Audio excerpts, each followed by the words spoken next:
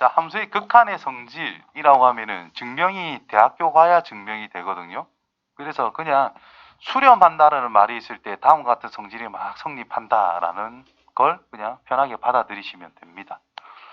요 보면은 F랑 G가 있는데 X 값이 A와 다른 값을 가지면서 A에 한없이 가까워질 때, A가 아닌 수로서 한없이 가까워질 때 F랑 G가 각각 알파랑 베타에 수렴하면, 수렴하지 않는 거는 함부로 쓰면 안 돼요. 수렴하는 거에 대해서만 우리는 편하게 적용할 수가 있다. 그게 여기 나오겠지. 이렇게. 자, F의 상수배에 대해 있으면 극한값에 대해서 상수배를 하면 되더라. 그 다음 더하기가 되어 있으면 각각의 극한값에, 빼기도 각각의, 곱하기도 각각의, 나누기는 분모가 0이면 안 될 거니까 당연히 분모가 0이 아닌 상태에서 각각의 수렴값에다 그대로 적용하면 끝난다는 뜻인 거예요. 대학교 때 알파 베타 논법이라고 해가지고 뭐 증명하는 게 있는데 그거 가면은 코피 터지기니까 고등학교까지는 필요 없으니까 그냥 받아들이시면 됩니다. 언제만 중요한 말이 있죠. 극한값이 존재하는 것들만 가지고 우리는 놀 수 있다라는 겁니다.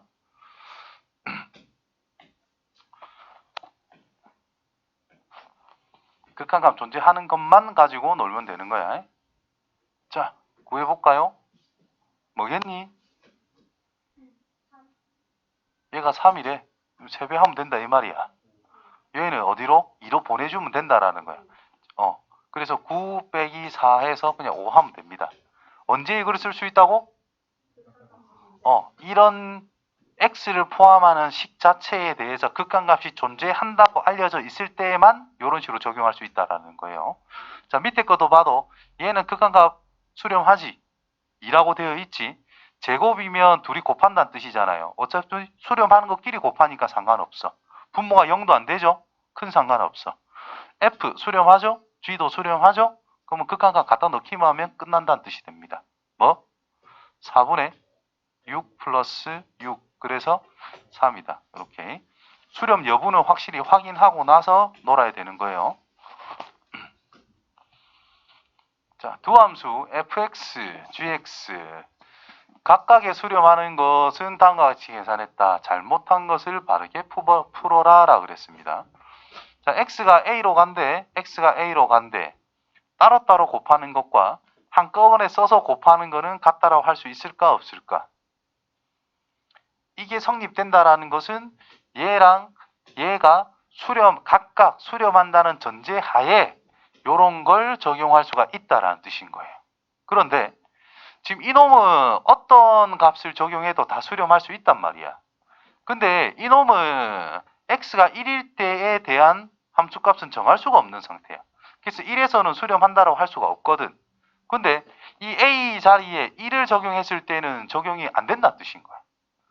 자, 얘는 뭐예요? 0에 굉장히 가까워지는 숫자. 얘는 뭐예요? 무한대 또는 마이너스 무한대로 가는 숫자란 말이야. 그거를 한꺼번에 갑자기 썼대. 얘는 수렴한다라고 할 수 있지만 얘는 발산한다라고 우리가 이야기를 하잖아. 이럴 때는 연산 자체를 할 수가 없다라는 거예요. 수렴과 발산인데 한꺼번에 썼다는 것 자체가 바로 틀렸다라는 뜻인 거예요. 그 부분을 확실하게 유념하고 우리가 신경을 써야 되는 부분입니다. 자, 그 다음 내용은 뭐가 수렴한다 되어 있어요? x분의 fx라고 하는 녀석이 x가 0으로 갈 때는 3입니다 라고 알려준 거야. 저거 이외에 대해서는 우리가 fx가 뭔지 알아 몰라? 몰라. 함부로 잡아내서는 안 돼요. 그럼 무조건 뭘 이용해야 돼? x분의 fx가 3으로 수렴한다. 얘만 이용해야 된다는 거야. 그럼 주어진 식에 뭐가 있어야 돼? 이 꼴이 있어야 되겠지. 그래서 분자분모에 뭐 해볼까? 뭘 해볼까? x분의 fx를 그냥 만들면 되는 거야. 뭐예요? 분자분모에 똑같이 x만 나눠주면 된다는 거야.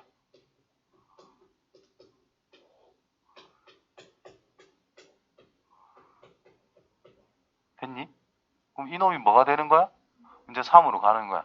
1은 항상 일정한 거니까 얘는 1로 고정이라는 거죠. 1로 고정, 얘는 3으로 가는 거야. 그러면 전부 다 수렴하는 거니까 극한이라는 것을 각각 적용해도 상관이 없다라는 뜻이 되는 거예요. 그래서 얼마? 1 빼기 3분의 1 더하기 3이 되어서 마이너스 2분의 4, 즉 마이너스 2로 마무리가 된다는 뜻입니다. 자, 밑에 것도 마찬가지겠지요. 뭐 할까? x로 나누면 돼요. 왜? 우리는 x분의 fx를 써먹을 수밖에 없으니까. 정신 차리라. 에? 그래서 리미트 x가 0으로 갑니다. x만 나누면 돼요. 그럼 3x 빼기 2 곱하기 x분의 fx. 내가 아는 극한 꼴을 무조건 이용하려고 생각하시면 돼요. 분의 2x 플러스 3 곱하기 x분의 fx라고 쓸 수 있는 상태가 됐다라는 거죠. 자, x가 0으로 갈 거야. 그럼 각각을 먼저 살펴봐야 돼. 얘는 x가 0으로 가니까 3배 봤자 당연히 0으로 가겠지. 맞나요? 얘는 3이라며. 얘는 0이 되겠지. 얘는 3으로 가겠지. 결과는 0 빼기 2 곱하기 3분의 0 더하기 3 곱하기 3으로 정리가 돼버리는 겁니다. 따라서 마이너스 2분의 3으로 수렴할 수 있다. 이렇게 푸는 거지. 함수의 극한의 대소관계. 뭐가요? 갑자기 어떤 게? 자, 함수의 극한의 대소관계를 생각할 건데, 자, 모든 x에 대해 가지고 fx라는 것보다는 gx가 무조건 크다라고 해봅시다. 그러면서 리미트 x는 어떤 a로 갈 때 a는 내 마음대로 정하셔도 돼요.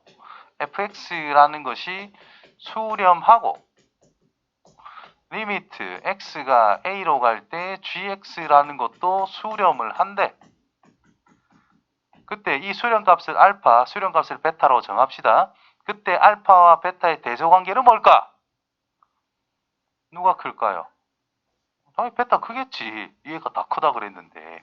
그런데 등호도 들어갑니다. 알고 그 뜻인가?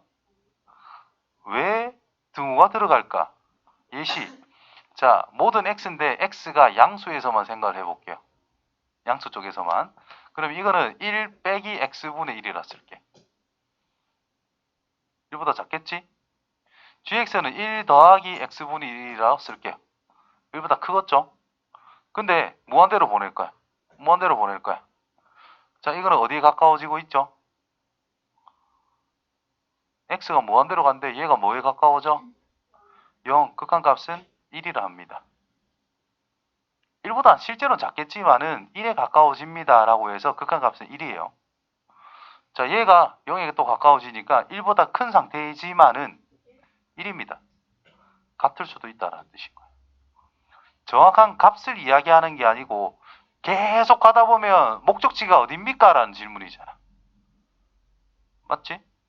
그래서 극한값은 같을 수밖에 없는 거예요. 갑자기 극단적인 예시가 되는데, 자, 세월이 지나자 우리는 결국 어때? D죠. 맞지? A라는 사람이 있고 B라는 사람인데 얘들 같을 수 있어요? 절대 같지는 않지. 얘가 나이가 더 많대.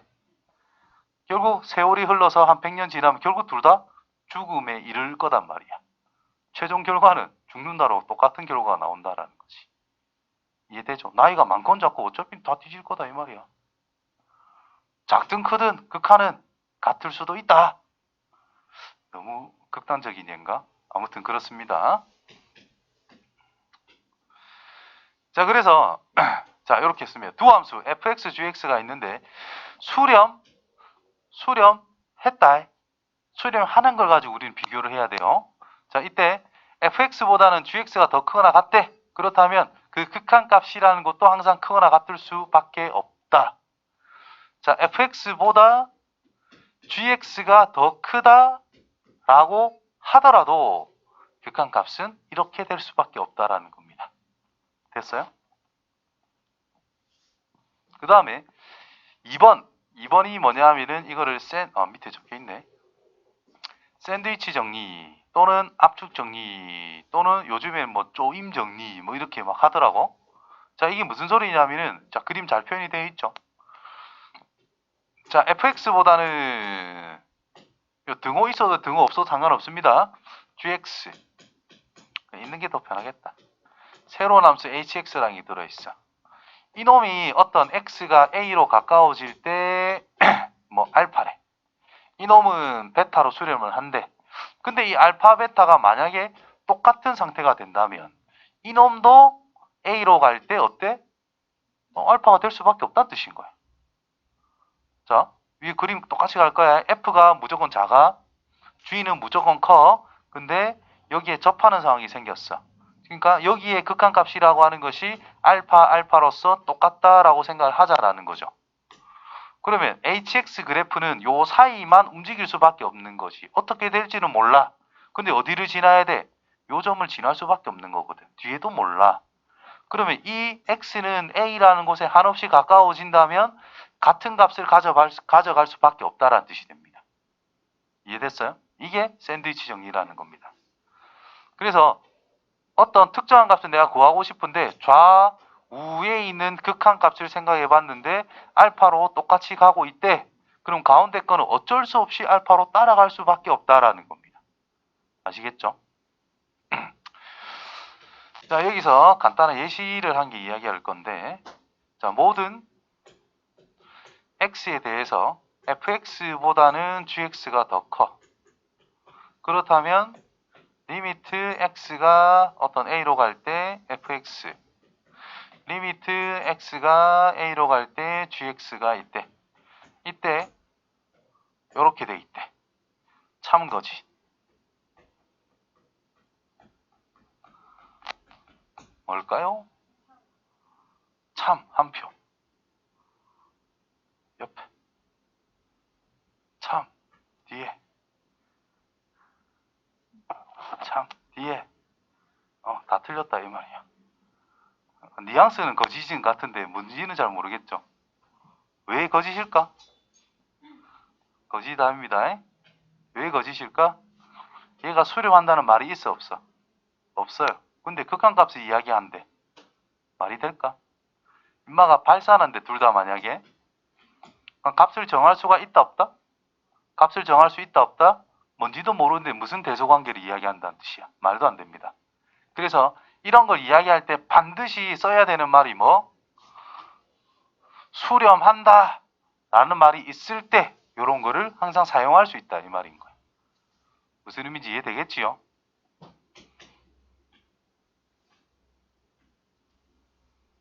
보기 4. 자, 모든 실수 x에 대해서 이게 성립이 되고 있대. 그럼 그때 fx가 1로 가까이 갈 때 극한값이 뭔가를 생각해 보라 그랬단 말이야. 자, 전체를 생각해도 되지만 얘가 1에 가까워지면 뭐가 될까요? 1. 얘가 1에 가까워지면 그럼 얘는 뭐겠어? 이렇게 풀면 끝나는 거예요. 실제 그래프로 그린다면 fx가 x제곱이 이렇게 있어. 저기 2x 빼기 1은 이렇게 그려질 거야. 여기서 접해. 1,1에서. 그러니까 fx는 어디를 요 사이를 뭐 까불고 있을 거다 이 말이야.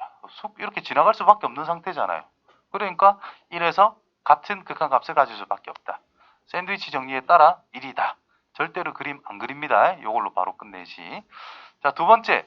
모든 실수 x에 대해서 이거다 만족시킬 때 1에 가까이 간다면 hx는 어디로 수렴하겠냐라고 물어봤습니다.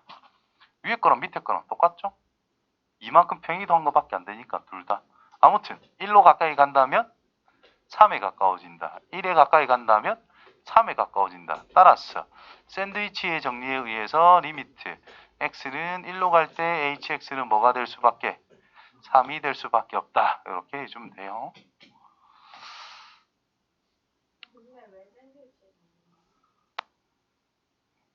붙였다 이 말이지.